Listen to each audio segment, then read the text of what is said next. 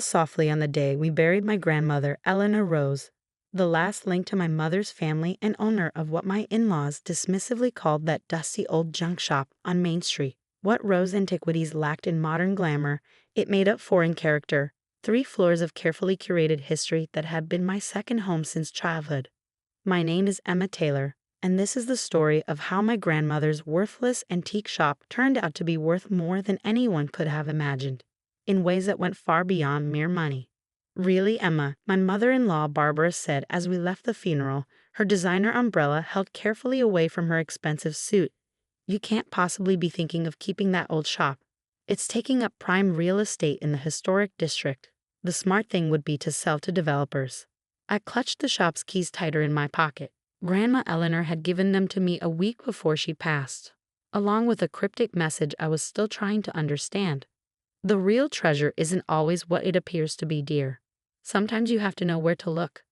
The shop stays, I said firmly. My husband Michael shifted uncomfortably beside me, caught as usual between his wife and his mother.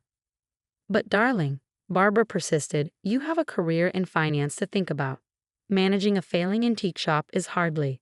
I said no. My voice came out sharper than intended, drawing looks from other funeral guests.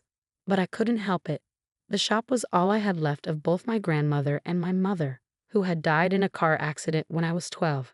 Eleanor had raised me among those antiques, teaching me the stories behind each piece, training my eye to spot quality and craftsmanship. That evening, after the mourners had gone home and Michael had taken his parents back to their hotel, I went to the shop alone. The bell above the door chimed softly as I entered, its familiar tone bringing tears to my eyes.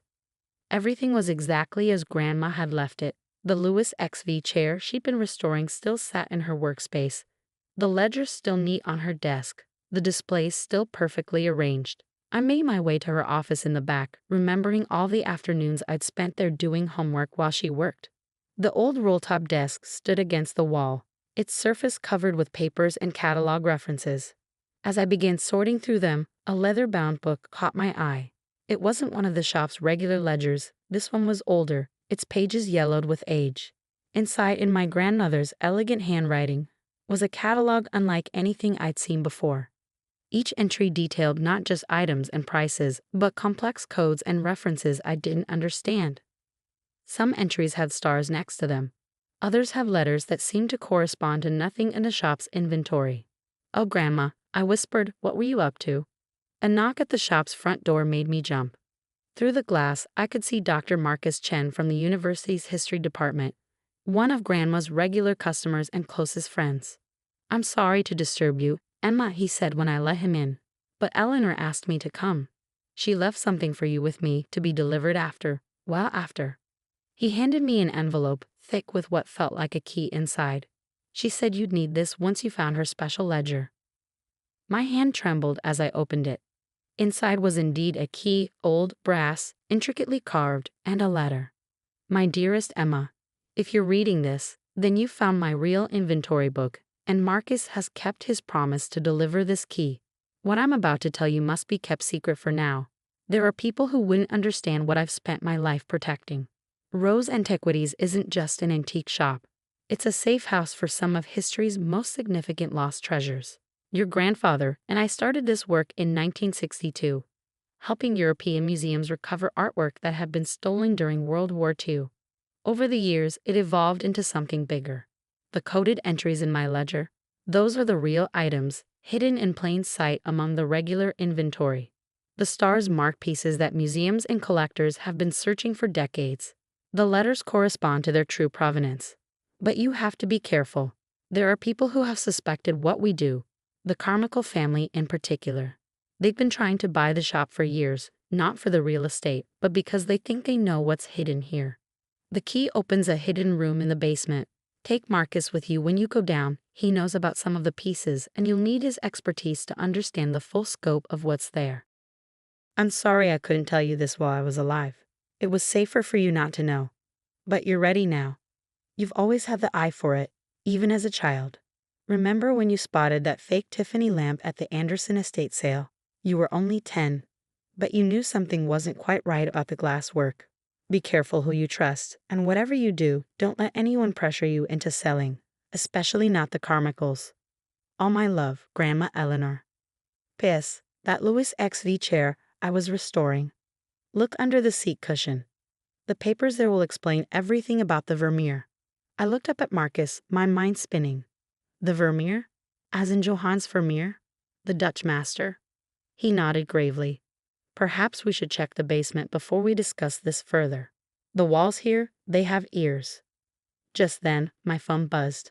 A text from Michael. Mom's insisting on coming by the shop tomorrow morning to help you catalog everything for the estate sale. I tried to tell her no, but you know how she gets. I looked at Marcus, then at the key in my hand. How long will it take to see what's in the basement? Several hours at least. Some of these pieces, they'll need careful documentation. Then we better get started. Barbara Winston isn't known for her patience, and tomorrow morning she's going to learn that her daughter-in-law's worthless inheritance is anything but junk. As we headed toward the basement door, I could have sworn I heard Grandma Eleanor's soft chuckle among the antiques. The real adventure was about to begin. The basement key turned with a soft click that seemed to echo through the silent shop. Marcus held the flashlight steady as we descended the narrow stairs, past the regular storage area I'd known all my life, to a section of wall that had always looked perfectly ordinary. Your grandmother was brilliant with hiding things in plain sight, Marcus said, running his hands along the wooden paneling. Most people never realize that this wall doesn't match the building's actual dimensions. The hidden door blended so perfectly that even knowing it was there, I barely saw the seam. It swung open silently, revealing a climate-controlled room that stretched nearly the length of the building. "Oh my God," I whispered as Marcus found the light switch. The room was a museum-quality storage facility. Temperature and humidity monitors blinked steadily on the walls. Carefully labeled crates lined industrial shelving units. Paintings hung on specialized racks. Display cases held smaller items, each one tagged with the same coding system I'd seen in Grandma's ledger. "Start with the chair," Marcus suggested. "The Vermeer connection is significant. I found the Louis XV chair where we carried it down last week for Grandma's restoration." The cushion lifted easily, revealing a hidden compartment containing a thick file and what looked like original provenance documents from the 1940s. During World War II, Marcus explained as I read, many Jewish families in Amsterdam hid their valuable artworks before fleeing. One family had a Vermeer, a previously unknown work. They disassembled the frame, hid the canvas inside this chair, and sent it to America with other furniture. Your grandparents helped track down the family's heirs. But this documentation, it's about more than just one painting. Eleanor and Robert, your grandfather, they built a network. Museums, art historians, legitimate dealers, all working to recover lost art and artifacts. This shop became a safe waypoint. Items could be hidden here, documented, authenticated, and returned to their rightful owners. I moved through the room in a daze, matching codes from the ledger to items on the shelves. Each piece had a story. Ancient artifacts looted from archaeological sites, artwork stolen by the Nazis, cultural treasures taken during colonial periods. The Carmichaels, I said suddenly, remembering Grandma's warning. They know about this. They suspect Gregory Carmichael's father was involved in some questionable acquisitions. He's been trying to find evidence of lost pieces for years. That's why they keep trying to buy the building. My phone buzzed again. Another text from Michael. Mom's determined to come by first thing tomorrow. Says she's already called an estate liquidator. I looked at my watch. 11:30 p.m. How many people do you trust completely to help us document all this tonight? Marcus was already on his phone. I can have a small team here in 30 minutes. All vetted. All who worked with Eleanor before. The next 8 hours were a blur of careful photography, detailed documentation, and incredible discoveries. Dr. Sarah Williams from the Metropolitan Museum's Authentication Department arrived at midnight.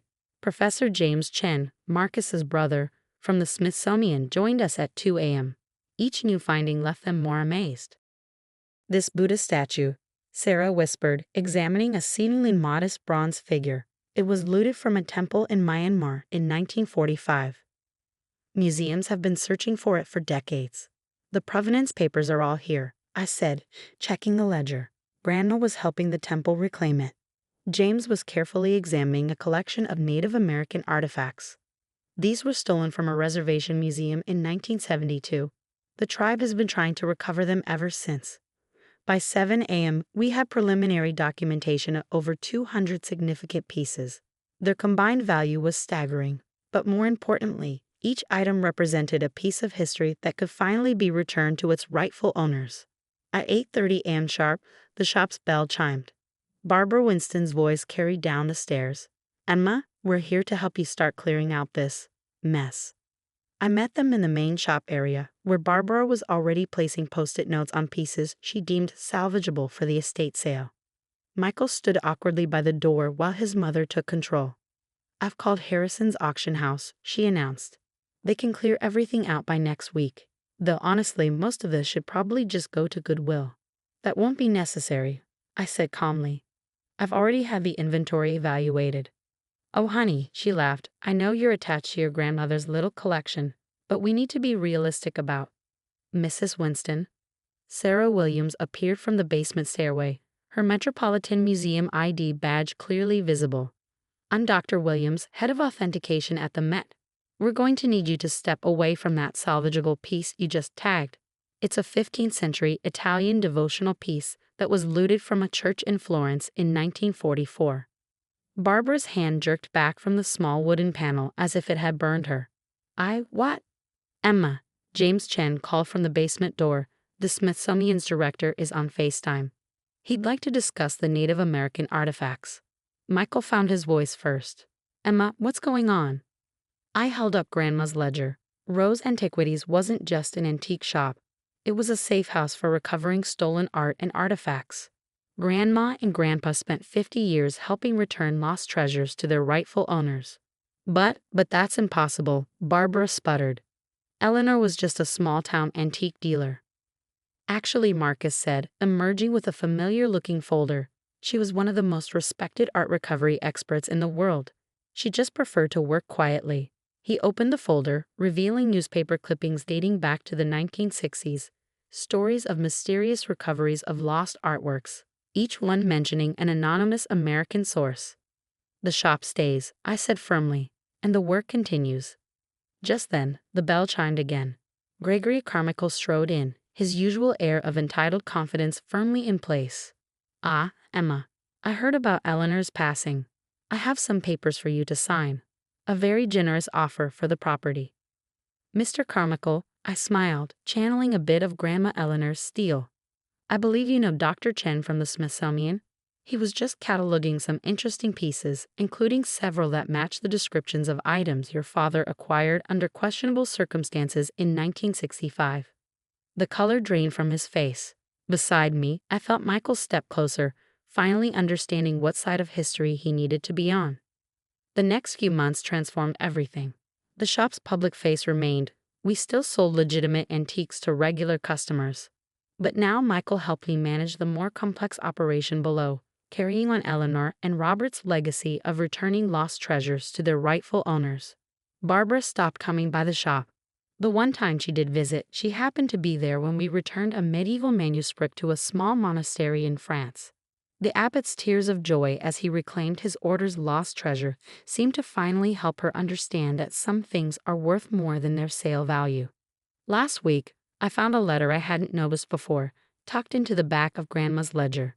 "Emma, by now you've discovered what Rose Antiquities really is, not just a shop, but a mission. Each piece here represents a fragment of someone's heritage, a part of history that deserves to go home." Your mother understood this. She was helping us research lost artworks when she had her accident. I couldn't bear to tell you then, but I knew someday you'd be ready to know, and to continue what we started. The real treasure isn't in the monetary value of these pieces. It's in the joy of a family reclaiming their heritage, a museum completing their collection, a culture restoring its artifacts. That's the true worth of what we do. Take care of our life's work, dear one. And remember, sometimes the most valuable things are hidden in plain sight. All my love, Grandma Eleanor. The shop still stands on Main Street, looking much as it always has. Customers still browse for vintage furniture and interesting curios. But now I understand why Grandma spent so much time in her office, making international calls in the middle of the night, why certain pieces would disappear without ever being sold. why some visitors would leave with tears of joy after private meetings in the back room. Michael helps manage a legitimate antique business now, having left his corporate job to join me full-time. He has a good eye for it, though he still sometimes shakes his head in amazement when we unlock that basement door. Barbara tells her country club friends that her daughter-in-law does something with art recovery, making it sound as prestigious as possible without understanding the real scope of our work. That's fine. Like Grandma Eleanor, I've learned that sometimes it's better to let people believe what they want to believe. Yesterday, a young woman came into the shop clutching a faded photograph of a painting that had hung in her grandmother's house in Warsaw before the war. As I took her to my office and opened Grandma's ledger to check a familiar code, I could almost hear Eleanor's voice. The real treasure isn't always what it appears to be, dear. Sometimes you have to know where to look. Rose Antiquities continues its quiet mission, hiding history's lost treasures in plain sight until they can find their way home. And in my grandmother's old office, I'm teaching my own daughter about provenance,